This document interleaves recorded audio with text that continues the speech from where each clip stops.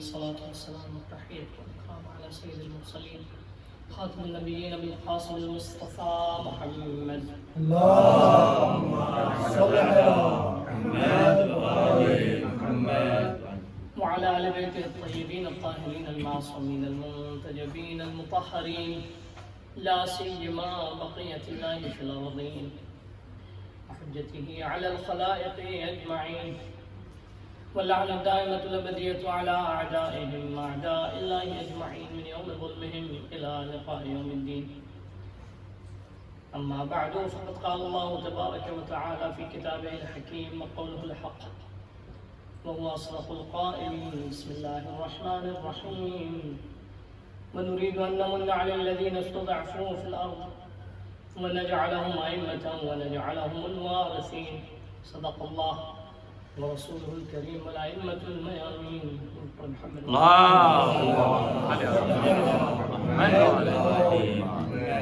السلام عليكم ورحمة الله. قرآن مجید کی آیت ہے کہ میں چاہتا ہوں، میرا ارادہ ہے کہ میں احسان کروں اور منت کروں ان لوگوں پر کہ جنہیں زمین پر کمزور بنایا گیا ہے، اور انہیں کمزور لوگوں کو زمین میں قائد بناؤں، انہیں رہبریت عطا کرنا اور اپنی زمین کا وارث اور مالک انہی لوگوں کو، انہی کمزور لوگوں کو بناؤں۔ حضرت حجت ارواح العالمین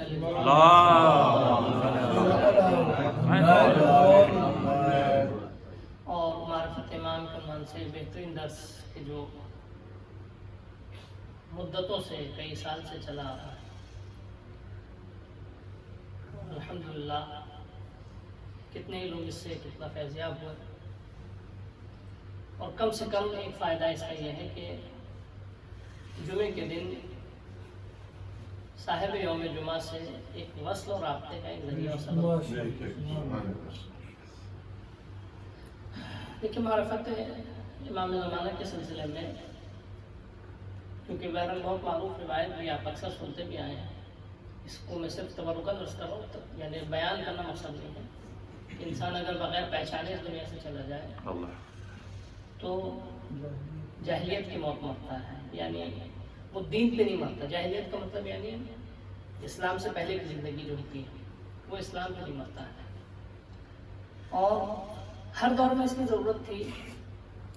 ہر دور میں لوگوں کو، کیونکہ ائمہ کو اپنے زمانے میں، خاص کر جس زمانے میں ان کا حضور تھا، سب سے بڑی پرابلم، سب سے بڑی مشکل جو ان کو یہ حاصل ہوئی کہ دشمن جو تھے وہ تو اپنی جگہ دشمن تھے، لیکن سب سے بڑی مشکل یہ تھی کہ ایک بڑا طبقہ جو نیوٹرل طبقہ تھا،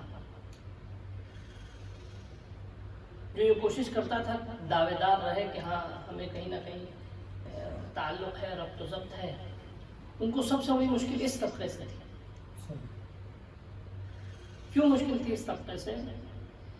کیونکہ یہ طبقہ اپنی وابستگی کا اعلان بھی کرتا تھا لیکن ضرورت کے وقت ساتھ چھوڑ دیتا تھا۔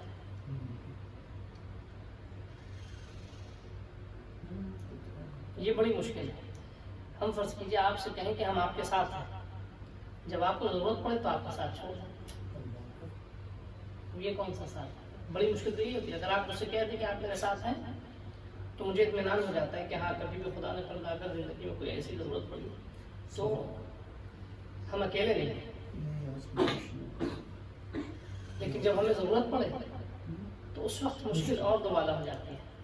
تو ائمہ علیہ السلام کی تاریخ اگر آپ دیکھیں، ہم چوتھے امام سے قبل، یعنی خاص کر 3 اماموں کی زندگی میں بھی تو یہ رہا۔ تعبیر دیکھیں بہت امپورٹنٹ ہے۔ ہم یہ نہیں کہیں گے 3 اماموں تک لوگوں نے اپنے اعتبار سے جو ہے کوشش کی کہ وہ بیوقوف بنائے، نا، 3 اماموں تک اللہ نے مہلت دی۔ مولا کائنات، امام حسن، امام حسین، اب 3 اماموں کی تاریخ دیکھیں، ان 3 اماموں کے ساتھ ایک صلوات پڑھیں۔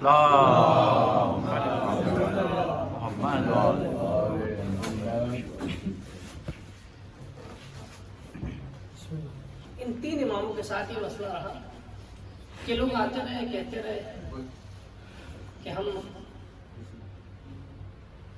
آپ کے ساتھ ہیں، ہم آپ کے ہمراہ ہیں، لیکن جو ہے وہ ضرورت کے وقت ساتھ چھوڑ گئے۔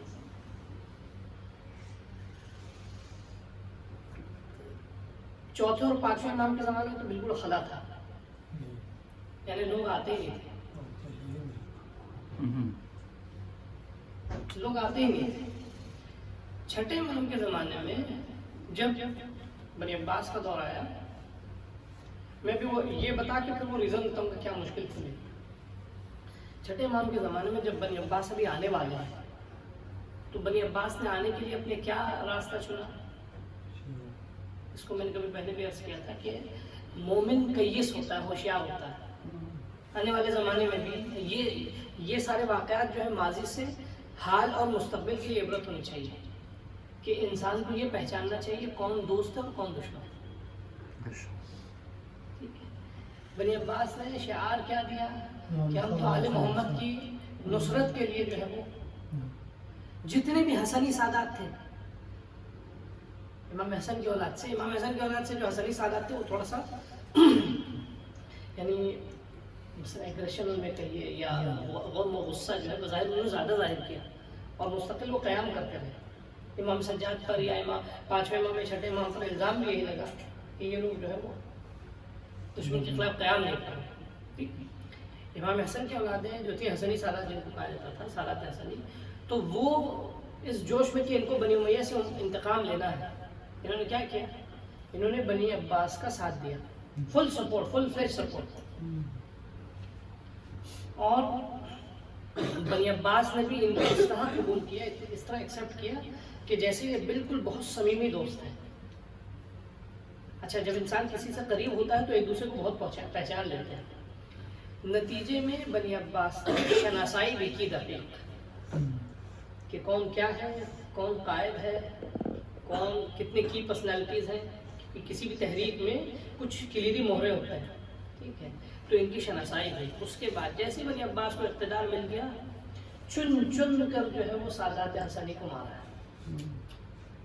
جو نامور تھے، ٹھیک ہے۔ میں نے کل کے مجلس میں بھی عرض کیا تھا، کبھی کبھی قید خانے میں ڈالتا تھا ہارون رشید، ٹھیک ہے، اور ایسے جیسے صبح میں نے تشبیہ بھی دی تھی، جیسے آدمی کہتے ہیں ایک چائے لیا ہوگا لیے، تو اپنا عامل آتا تھا قید خانے کا، کہتا تھا جا کے ان پہ چھت گرا دیا۔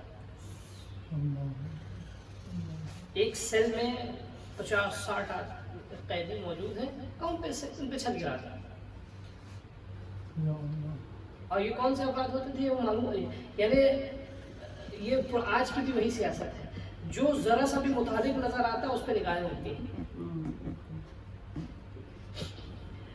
چھٹے امام نے کیا کیا اپنے زمانے میں؟ چھٹے امام نے، کیونکہ مومن کے لیے ضروری یہ ہے کہ سب سے پہلے، اچھا ہم جب ایک بریکٹ میں بات عرض کرتے چلے، امام زمانہ کی معرفت کے باب میں، اس کو ذہن میں رکھیے گا، بہت امپورٹنٹ ہے، یعنی ان گوشوں کو ہم نظر انداز، ایک مرتبہ خالی امام زمانے کی معرفت کی جب بات آتی ہے تو ہم مثال کے طور پہ دعاؤں کو اٹھاتے ہیں، زیارتوں کو اٹھاتے ہیں، احادیث کو اٹھاتے ہیں۔ ان سب میں کیا بیان کیا جاتا ہے؟ ان دعاؤں، احادیث اور روایات میں بیان کیا جاتا ہے کہ امام کی صفت کیا ہے، امام کی خاصیت کیا ہے۔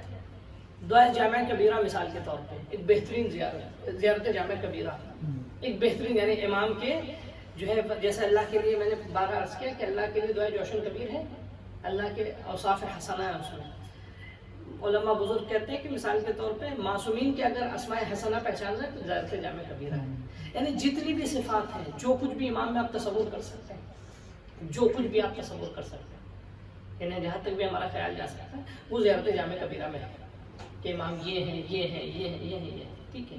تو عموماً جب ہم معرفت کے باب میں گفتگو کرتے ہیں تو معرفت کے باب میں ایک بہترین وسیلہ ہے امام سے رابطے کے لیے، وہ ہے دعائیں، زیارات۔ مثال کے طور پہ زیارت آل یاسین، مختصر سی زیارت، زیارت جامع کبیرہ، یا امام سے متعلق جو دعائیں ہیں، یہ ایک رابطے کا ذریعہ ہے۔ لیکن ان دعاؤں رابطے میں امام کے اوصاف و کمالات بیان کیے ہیں، اور ایک ایموشنل اٹیچمنٹ ہے، ایک عاطفی ربط ہمارا برقرار ہو جاتا ہے، کیونکہ جب تک ایک عاطفی ربط ہمارا نہیں ہوگا، ایموشنل اٹیچمنٹ نہیں ہوگا، اس وقت تک ہم امام کے قرب کو محسوس نہیں کر سکتے۔ لیکن اس سے ہٹ کے کچھ دوسری چیزیں ہیں جن کا جاننا بہت ضروری ہے. بہت سے ایسے لوگ تھے کہ جن کا امام سے ایموشنل اٹیچمنٹ تھا لیکن وہ وقت پر امام کو چھوڑ کے چلے گئے. ہم یہاں بہرحال ان باتوں کا ہمیں اپنے آپ پہ بھی ڈر لگتا ہے, کسی کو بھی ہر ایک کو ڈرنا چاہیے. صحیح ہے کہ کتنے قریب سے قریب لوگ تھے وہ بعد میں ان کے قدموں میں لغزش آ گئی. ٹھیک ہے, علی ابن حمزہ بطائنی امام کاظم علیہ السلام کا خازن تھا, ٹریجرر, یعنی لوگوں سے خمس بٹور کا تھا. یعنی اتنا اعتماد تھا, امام نے کہا تھا کہ تو اپنا خمس ان کو دو.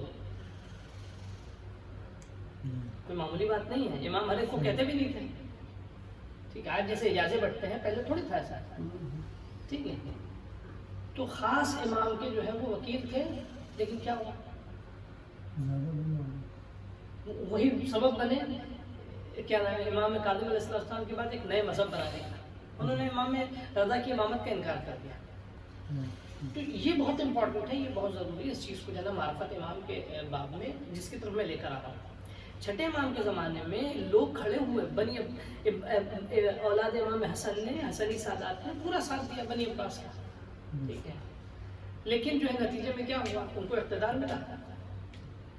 اور آپ سوچئے ہارون رشید مامون کا باپ تھا رحمۃ اللہ علیہ, ہارون غیر رشید.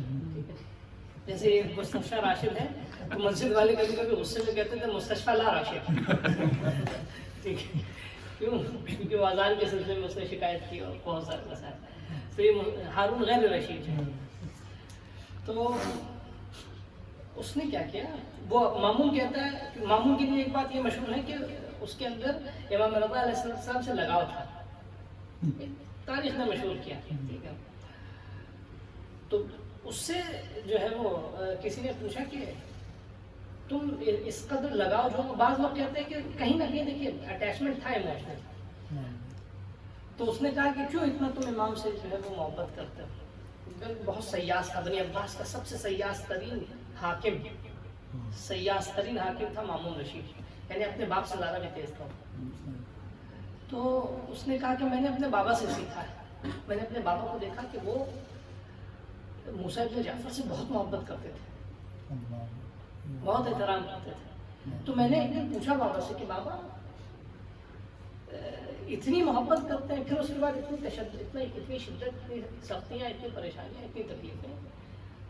تو آپ نے کہا بیٹا, وہ ہارون رشید اپنے بیٹے سے کہتا ہے الملک عقیم, یعنی اقتدار جو ہے وہ بے اولاد ہوتا ہے. ٹھیک ہے, وہ اپنی اولاد نہیں دیکھتا. پھر کہتا ہے ہارون رشید اپنے بیٹے سے کہ بیٹا کل میری کرسی کے چکر میں اگر تم سامنے آؤ گے تو میں تمہاری دونوں آنکھیں بھی نکال دوں گا. اچھا, یہی مامون رشید کبھی, ہارون رشید کبھی کبھی امام کاظم آتے تھے, بلاتا تھا ان کو, بیٹھاتا تھا اور امام سے کہتا تھا ہم کو نصیحت کی, اور اتنا روتا تھا کم وقت کہ اس کی داڑیاں یعنی جیسے پانی سے تر ہوتی ہیں ویسی اشکوں سے تر ہو جاتی تھی, اس قدر گریا کرتا تھا. تو یہ ہمیں بہت ضروری ہے معین کرنا کہ انسان کا ایموشنل اٹیچمنٹ اور عاطفی ربط معصوم سے اور عقل و شعور کے ساتھ امام سے ربط, یہ بہت امپورٹنٹ ہے. ہاں, آپ دیکھیں آج میجورٹی جو ہے ہماری, اکثریت جو ہے ہمارے معاشرے کی, وہ اصلاً عقل و شعور والے رابطے کی طرف سوچنا بھی نہیں چاہتے. وہاں جو ہے کیا ہے, معصوم امام سے ربط کون سا ہے, وہ عاطفی, جذبات والا, ایموشنز والا. ٹھیک ہے, اس کے آگے سوچنے کو تیاری نہیں ہے. اگر کوئی عقل و شعور کی بات بھی کرتا ہے تو وہ کافر ہو جاتا ہے, وہ دین سے خارج ہو جاتا ہے. اب سنیے, چھٹے امام کے زمانے سے امام نے کیا کیا, امام نے پھر اب لوگوں کو جو ہے, امام حسین نے بھی یہی کیا تھا, لوگوں کو چھانٹا. امام حسین علیہ السلام نے کسی بھی آدمی, اچھا دیکھیے معصوم کی نگاہیں لوگوں کو پرکھتی ہیں. آپ یہ سوچیے, محسوس کیجیے, وہ انسان جو بار بار کہہ رہا ہے میری مدد کرو, میری مدد کرو, حل من ناصر, حل من ناصر, لیکن وہ آخری وقت لوگوں کو بھگا بھی رہا ہے, لوگوں سے کہہ بھی رہا کہ تم چلے جاؤ, چلے جاؤ, چلے جاؤ. آپ سمجھ رہے اس کی منطق کی. معصوم سے اگر ہم پوچھیں کہ معصوم آپ کی زبان میں تضاد پایا جاتا ہے, تضاد نہیں تھا. امام علیہ السلام واقعی اور غیر واقعی ساتھیوں کو الگ کرنا چاہتا تھا ایک دوسرے سے، جذباتی اور معرفتی صحابیوں کو ایک دوسرے سے الگ کرنا چاہتے تھے. ہوا بھی امام کے ساتھ کچھ لوگ ایسے تھے. ایک ساربان تھا آپ کا جس نے آپ کے ساتھ کیا شدید ظلم بھی کیا، ٹھیک ہے، امام کی کلائی کاٹی جو ہے اسی ساربان نے، یہ آپ کی رسی پکڑتا تھا. یعنی یہ داستان دیکھیے، کربلا کی داستان یا کوئی بھی معصوم پہ ظلم ہو اس کی داستان کو سنتے ہیں ہم مصائب میں رو لیتے ہیں، لیکن واقعی یہ ہمارے لیے ایک عبرت ہے، ہمارے لیے ایک سبق ہے. یعنی ان سے جو ہے کیا نام ہے وہ اس کے جو اسباب ہیں ان کو نکالنا، کیسے مثال کے طور پہ فروٹ سے اس کا عصارہ نکالتے ہیں، وہ بہت ضروری ہے. تاریخ سے عصارہ نکالنا بہت ضروری ہے تاکہ ہم مستقبل میں اپنے لیے لائے عمل معین کر سکیں. تو امام کے ساتھ تھا، وہ امام کی رسی پکڑ کے امام کو لے کر آیا مدینے سے کربلا، ٹھیک ہے نا. لیکن امام اچھا یہی وجہ تھی، جان بوجھ کر امام بچا رہے تھے تاکہ میرے ساتھ کوئی ایسا شخص نہ آ جائے کہ جو صرف اور صرف رسول اللہ کے نواسے ہیں، اس لیے ہم کو ان کے ساتھ جانا چاہیے. یہ جو ہے وہ کیا نام ہے علی کے بیٹے اس لیے جانا چاہیے، نہ، میری شناخت اور پہچان کے ساتھ ساتھ وقت کے فریضے کو پہچاننے والا میرے ساتھ آئے. یہ بہت ضروری ہے. چھٹے امام کا قصہ آپ نے بہت زیادہ، یہ امام نے کیا، امام حسین نے کیا. اس کے بعد چوتھے امام کے ساتھ تو تھے نہیں، لوگ آتے نہیں تھے گھر میں آپ کے، لوگ آپ کے گھر میں نہیں آتے تھے اس ڈر سے کہ ہم جائیں گے تو نانا نقطہ میرا بند ہو جائے گا یا مار دیے جائیں گے. 20 لوگ بھی نہیں تھے چوتھے امام کے ساتھ.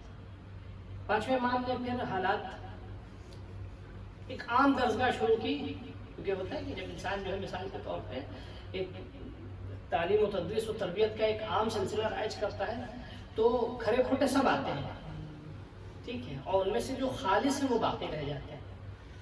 چھٹے امام کے زمانے میں جب ابو سلمہ خلال یہ کون تھا؟ یہ خراسان میں بنی عباس کا عامل تھا.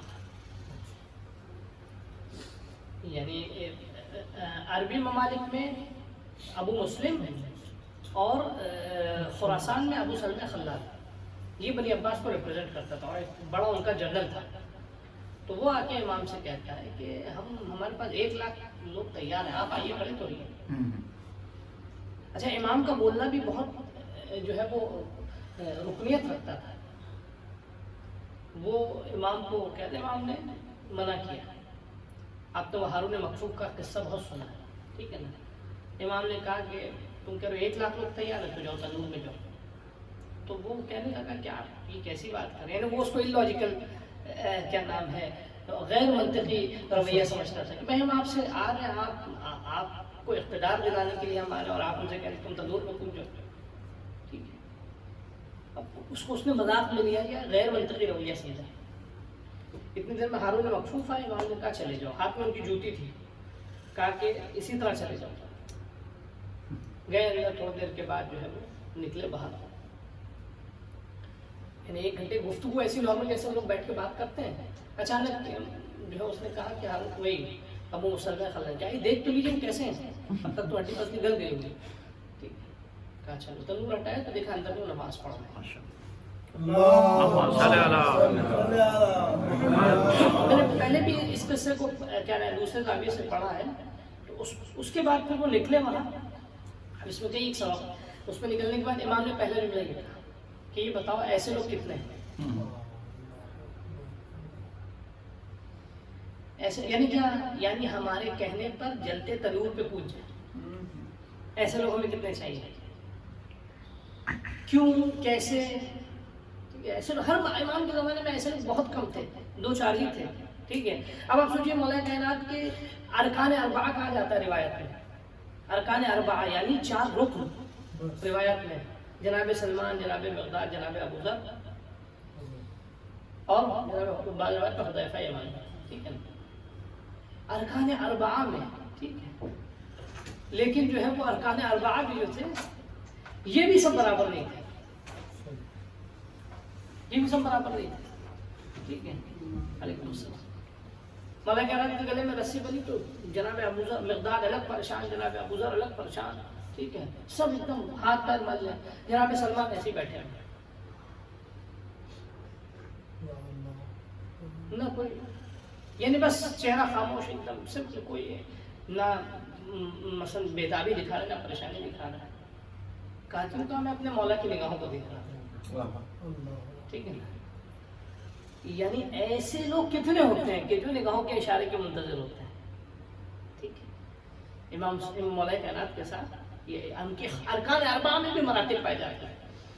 تو میں اصل بات کی طرف آپ کو لے کر آ رہا ہوں. امام زمانہ یا معرفت امام کے باب میں سب سے پہلے ہم لوگ کہ آج دیکھیے معاشرے کی، اگر آپ اس بات کو اگر معاشرے میں لے کے جائیں، سماج میں لے کے جائیں، تھوڑی سی بات تلخ ہوگی، لیکن آپ یہ دیکھیے کہ کس مقدار میں ہماری معرفت ریشنل ہے اور کتنی مقدار میں ہماری معرفت جو ہے وہ ایموشنل ہے. یعنی ہماری جذباتی معرفت کتنی ہے اور جو ہے وہ عقل و شعور کے ساتھ کی معرفت کتنی ہے معاشرے میں. یہ بہت امپورٹنٹ ہے، کیونکہ اگر نہیں عقل و شعور کی معرفت ہوگی تو یرید ان ینفعک فیضرک. مولا کائنات فرماتے ہیں کہ وہ دوست تمہارا، وہ ساتھی تمہارا کہ جو عقل نہیں رکھتا تو وہ تم کو فائدہ پہنچانے کے چکر میں نقصان پہنچائے گا. فائدہ پہنچانے کے چکر میں ابو سلمہ جو ہے یہ خود دھوکہ کھایا. اس کو خود ہارون رشید نے مارا، منصور دوالقی نے ختم کروا دیا. جتنے بھی لوگ تھے ان کے ساتھ میں سب کو انہوں نے چھانٹ دیا آہستہ آہستہ. تو اس چیز کو سب سے پہلے طے کرنا، امام سے ہمارا رابطہ جو ہے سب سے پہلے معقول رابطہ ہونا چاہیے، جذبات اور عاطفے والا رابطہ نہیں ہونا چاہیے. ایک دوسری چیز جو ہے امام سے معرفت امام زمانہ کے باب میں حالات حاضرہ کو چھوڑ کے اصلاً ہم امام کی معرفت کی صحیح تصویر یا امام زمانے کی حکومت یا ان کی کیا نام وہ عالمی اقتدار کی صحیح تصویر ہم اپنے ذہن میں لا ہی نہیں سکتے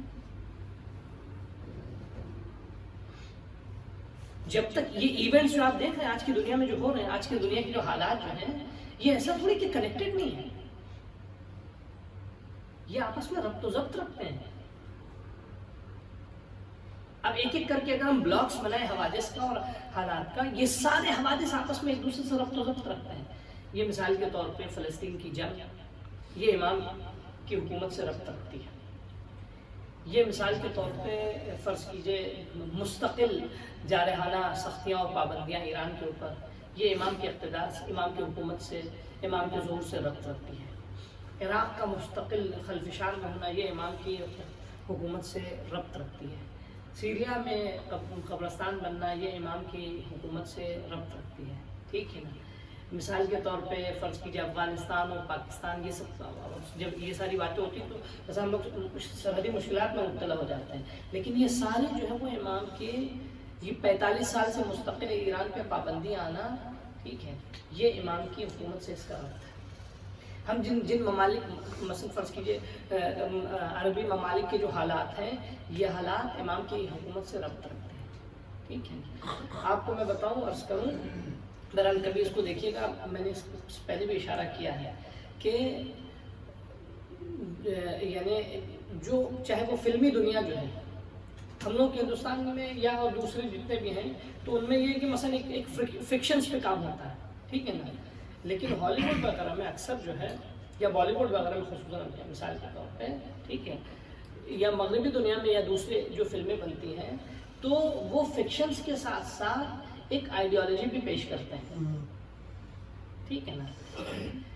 دنیا کا مستقبل کیسا ہوگا، اس پہ تقریباً 20 سال پہلے یا اس سے زیادہ پہلے جو ہے فلم بنی تھی اومیگا کوڈ 2.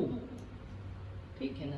یہودیوں کا ایک تصور ہے، کیا نام ہے، جنگ امارادوگون، اس کو کہتے ہیں بیٹل آف امارادوگون. ٹھیک ہے نا.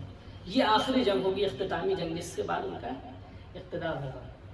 اس فلم میں انہوں نے کیا تصور پیش کیا ہے، یعنی ہم اس سے چشم پوشی نہیں کر سکتے. ٹھیک ہے. انہوں نے تصور کیا پیش کیا، پوری دنیا کو 10 بلاک میں تقسیم کیا. ٹھیک ہے. اور اس میں جو ہے مخالف کس کو دکھائے جاتے ہیں، ٹھیک ہے، چائنا کو دکھایا اور ایران کا نام نہیں لیا، بلکہ آخر میں انہوں نے ایک کالے امامے والے کو بٹھایا.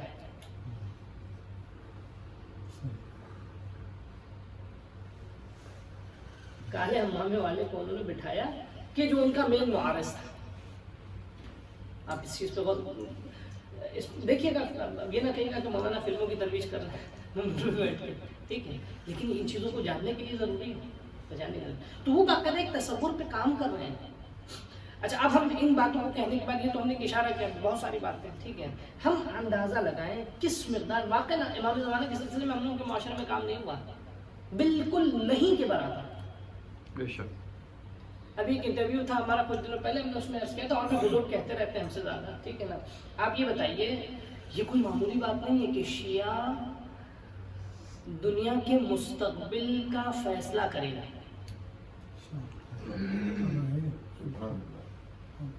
یعنی انسان یہ سوچے کتنی معمولی، یعنی مثلا آدمی جب ہم اپنے آپ کو سوچتے ہیں سوچتے کہ ایسا ہم کر سکتے ہیں، لیکن دنیا کا مستقبل شیعوں کے ہاتھ میں، کل عالمی حکومت شیعوں کے ہاتھ میں ہوگی انشاءاللہ.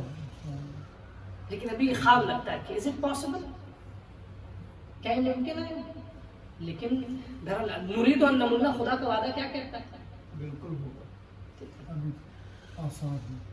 خدا کا وعدہ ہے یعنی خدا نے جتنے بھی وعدے کیے وہ وعدہ اس سے تو اب یہ بتائیے ہماری قوم میں کتنے فیصد لوگ اس کو جانتے ہیں؟ معرفت امام زمانے میں ان باتوں کو سمجھے بغیر معرفت امام مکمل ہی نہیں ہو سکتی. ہم لوگ کے ابھی جو رائج ہے یہاں تو الحمدللہ کیا نام ہے بہت فرق ہے، لیکن عمومی سطح پہ آپ دیکھیے ہم لوگ کے امام کا رابطہ ہم سے جو وہ گیو اینڈ ٹیک والا ہے، صرف ٹیک والا ہے، گیو والا تو ہے ہی نہیں ٹھیک ہے. صحیح، یعنی مولا دے دیجیے دے دیجیے دے دیجیے، یہ مشکل ہے. صحیح بات ہے، ہم سے نہیں مانگیں گے تو کس سے مانگیں گے؟ کوئی غلط بات نہیں ہے، اچھی بات ہے. ہمارا اور کون ہے ہمارے پاس ان کے علاوہ؟ خدا، اور ان کے علاوہ کون ہے؟ ہم کس کے دروازے پہ جائیں گے؟ اچھی بات ہے. لیکن عموماً یہ ہماری عادت ہو گئی ہے کہ ہم صرف مانگتے ہیں ان سے. اور یہ کیا ہے، اچھا بہت سے لوگ ایسے ہیں جن کو یہاں نہیں ملتا، تھک گیا کہ بہت دیر ہو گئی ٹھیک ہے، تو پھر پریشان ہونے لگتا ہے دوسروں، مطلب بعض ملک کے ہم نام نہیں لیں گے ان کا ٹھیک ہے، وہاں لوگ پہلے امام بارگاہ میں جاتے ہیں، وہاں کام نہیں ہوتا ہے تو پھر جو ہے وہ علاقے کے جادوگر بھی ان کے پاس جاتے ہیں. ہے ایسا مشہور ہے، معروف ہے، ان کی خواتین جاتی ہیں.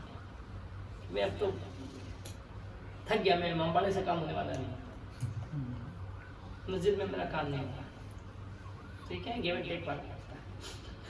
تو معرفت امام زمانہ کے باب میں سب سے پہلے میں خلاصہ کر کے 2-3 باتیں. سب سے پہلے جو سب سے بیسک ہے، میں دیکھ رہا تھا مسلسل کی کیا کیا چیزیں کہ جس سے ہمارا رابطہ وصل ہو سکے امام سے. یہاں وہ جو چیزیں ہیں وہ تو الحمدللہ سب اس کو انجام دیتے ہیں، لیکن ان کا عام ہونا ضروری ہے ٹھیک ہے نا. کہتے ہیں نا فرض کی کلید ہے ایک دروازے کے اندر داخل ہونے کے لیے کنجی، اس کے بغیر کوئی دوسرا راستہ ہی نہیں ہے. یعنی کوئی چھت ہی نہیں ہے، کوئی دیوار نہیں کہ جس سے پان کے آدمی چلا ہے. کیا ہے سب سے پہلے کہ جو آپ لوگ کرتے ہیں، میں صرف تبرکاً اس بات کو عرض کرتا ہوں کیونکہ یہاں کے لوگ مخاطب ہیں، لیکن کیونکہ سوشل نیٹ ورک پہ جاتا ہے تو سبھی مخاطب ہوتے ہیں. سب سے پہلے امام وقت سے رابطے کے لیے سب سے بنیادی شے، بنیادی راستہ جو ہے وہ فرائض کی ادائیگی ہے.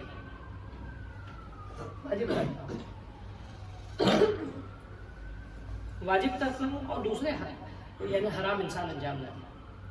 یہ 2 مرض ہیں، یعنی جس کو کہتے ہیں یعنی باٹم لائن، یعنی یہاں سے شروع ہوتا ہے.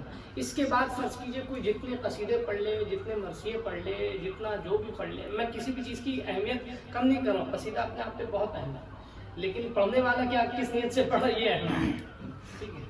بہت سے لوگ جب قصیدے پڑھنے والے کے اوپر اعتراض ہوتا ہے تو کہتے ہیں یہ قصیدے کے مخالف. قصیدے کے مخالف نہیں ہے، قصیدہ پڑھنے والے کے مخالف ہے، زمین آسمان کا فرق ہے ٹھیک ہے. تو کہنے کا مقصد یہ کہ فرائض کی ادائیگی سب سے بنیادی باٹم لائن ہے امام سے ربط کے لیے، معرفت امام سے ٹھیک ہے. اس کے بعد محرمات سے دوری. اچھا یہ 2 چیز کیوں جانتے ہیں؟ یہ 2 چیزیں دراصل ایک سائن اور علامت ہے کس چیز کی؟ ایک تیسری چیز کی، وہ ہے پرہیزگاری. کیونکہ امام کے ساتھ جو سنخیت ملازمت ایک چیز ہوتی ہے، سنخیت کہتے ہیں ٹھیک ہے نا، کہ سملیرٹی جو آتی ہے اس سملیرٹی میں پرہیزگاری ہونا ضروری ہے. وَالْكَلِمُ الطَّيِّبُ يَصْعَدُ إِلَيْهِ ٹھیک ہے نا. کل میں دیکھ رہا تھا اس آیت کے ذیل میں قرآن کی آیت کہتی ہے کہ مثلا الیہ یصعد الکلم الطیب، کہ اللہ کی طرف جو ہے اللہ سے قریب ہوتا ہے کلمہ طیب. کلمہ طیب کیا ہے؟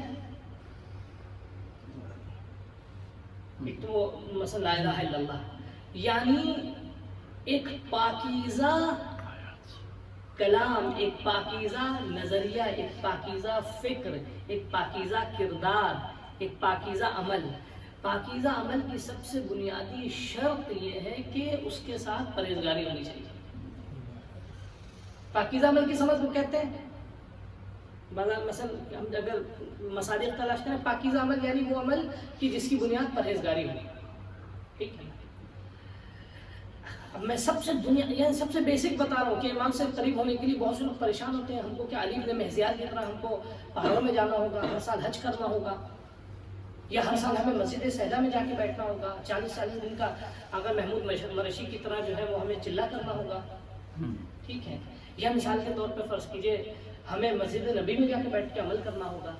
میں باٹم لائن بتاتا ہوں، یہ تو یعنی اچھا آئمہ جو ہے وہ مثلا یعنی اتنے بڑے اعمال کے منتظر نہیں ہیں، جیسے ہمارے یہاں ہوتا ہے نا پرائم منسٹر سے ملنا ہے یا چیف منسٹر سے، اس کے سیکریٹری سے ملنا ہے تو پتہ نہیں 3 مہینے سے اپوائنٹمنٹ لے مل نہیں رہا، یعنی بہت بڑا پروٹوکول ہوتا ہے۔ معصومین کے یہاں بڑا پروٹوکول نہیں ہے، میں سب سے باٹم لائن بتا رہا ہوں۔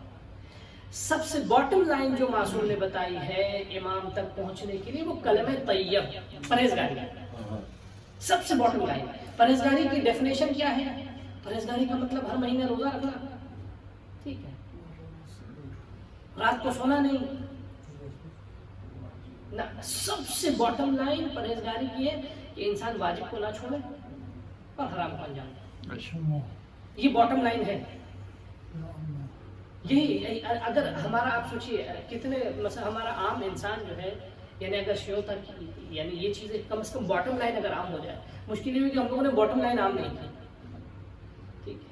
ہم لوگوں نے امام کی جب گفتگو شروع ہوئی تو اتنا ڈرا دیا کہ آدمی جو مایوس سوچتے رہتا ہے ہم تو اس یہاں کے ہیں ہی نہیں، ہم ہمارا پہنچ ہی نہیں سکتے، سب سے پہلی تلوار تو ہمارے ساتھ پہ چلے گی، یعنی یہ مایوسی۔ خود امام زمانہ کے مثلا باب میں جب گفتگو ہوئی تو اس نے ایک کام یہ کیا، ہمارا وقت ختم ہو رہا بس میں جلدی بات کو کنکلوڈ کر رہا ہوں۔ تو ہمیں سب سے زیادہ معرفت امام زمانہ کے باب میں اپنے بچوں کو بھی باٹم لائنز بتانی ہوگی، کیونکہ آج کے بچوں کو اگر ہم بغیر اس فکر اس کے ساتھ اگر تربیت کریں گے تو کل مستقبل میں پریشانی ہوگی، کیونکہ آج گیمز ایسے بنائے جا رہے ہیں کہ جس میں مثال کے طور پہ فرض کیجئے کیا نام ہے مہدویت کے خلاف یعنی ٹارگٹ بنایا جا رہا ہے کہ یہ شیطان ہے۔ آج مثال کے طور پہ فکر ایسی دی جا رہی دنیا میں، ایسا اسلام پیش کیا جا رہا ہے، ٹھیک ہے، کہ جس سے اندازہ ہوتا ہے کہ یہ لوگ تو ظالم ہے اور وہ مظلوم۔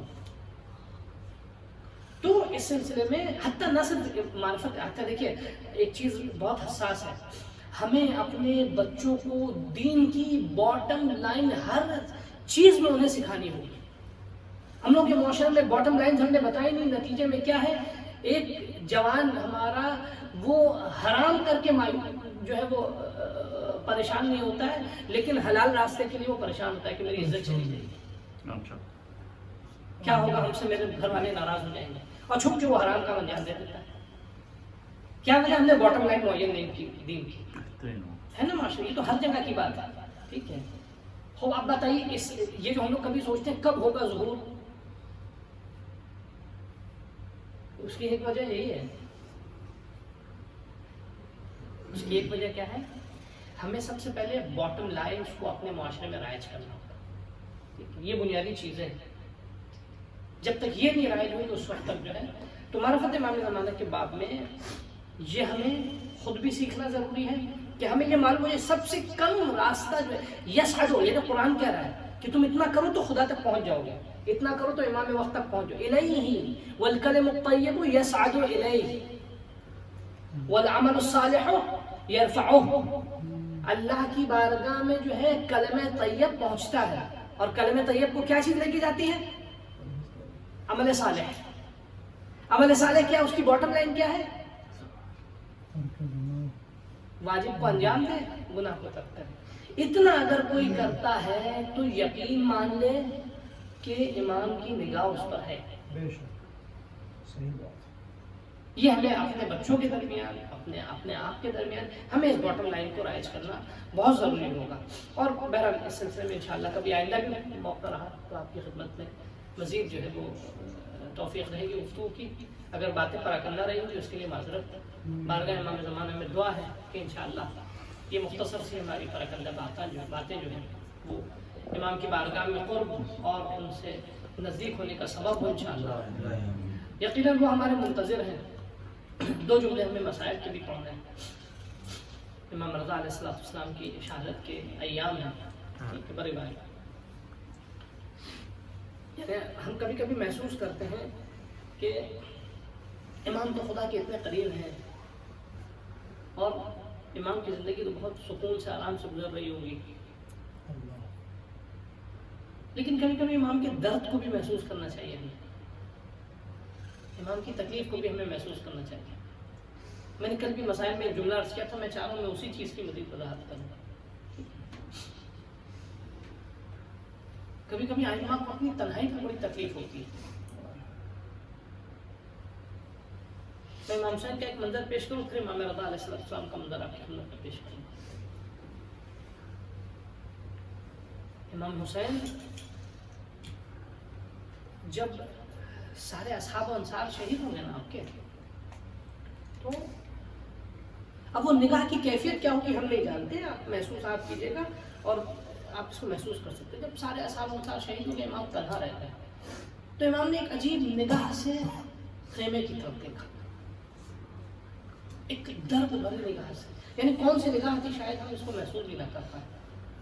یعنی اس وقت امام حسین اچھا خطبہ بھی کہا کہ عباس تم کہاں ہو، اے میرے اصحاب تم کہاں ہو،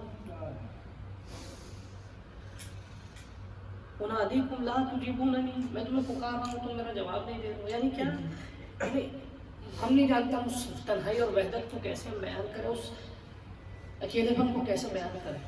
امام حسین کس غم سے بھرے دل کے ساتھ جو ہے اس تنہائی کا اظہار کیا درد تھا امام کو. اب میں اس کے بعد امام رضا کا ایک جملہ پیش کروں گا. کیوں اتنا پریشان تھے جانتے ہیں کہ سارے مرد چلے گئے، میری زینب کا کیا ہوا،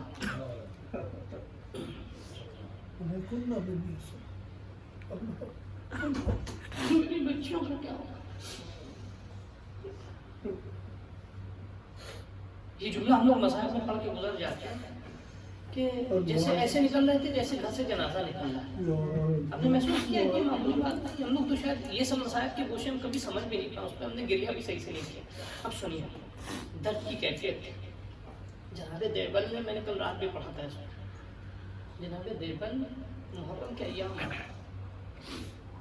ہم لوگ روتے ہیں، اپنا کوئی سگا چلا جائے، ٹھیک ہے، آنکھیں سرخ ہو جاتی ہیں، کبھی کبھی آنکھیں پھول جاتی ہیں، لیکن یہ پلکیں کبھی زخمی ہوئی آپ کی.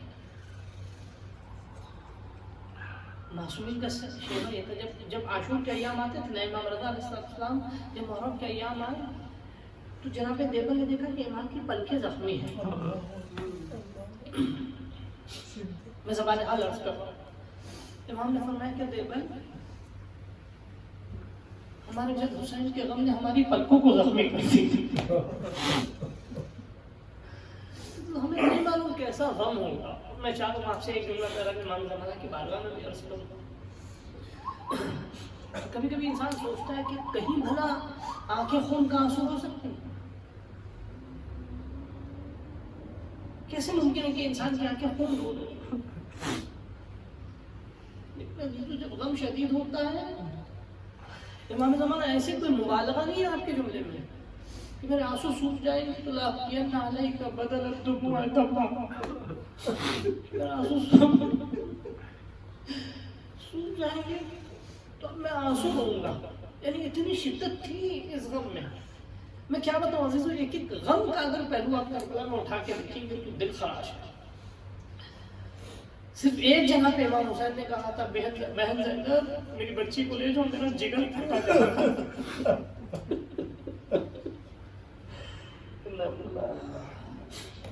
وَإِنَّا إِلَيْهِ رَاجِعُونَ وَكُلَّ قَضَائِهِ وَتَسْلِيمًا لِأَمْرِ إِلَٰهِ الْحَقِّ زَهْرَةً وَأَبِيهَا وَبَالِهَا وَبَنِيهَا وَالسَّرِّ وَالسَّرِّ عَشِيرًا قَالَ لِامْرِ مَعْبُودٍ اس عبادت کو قبول فرما۔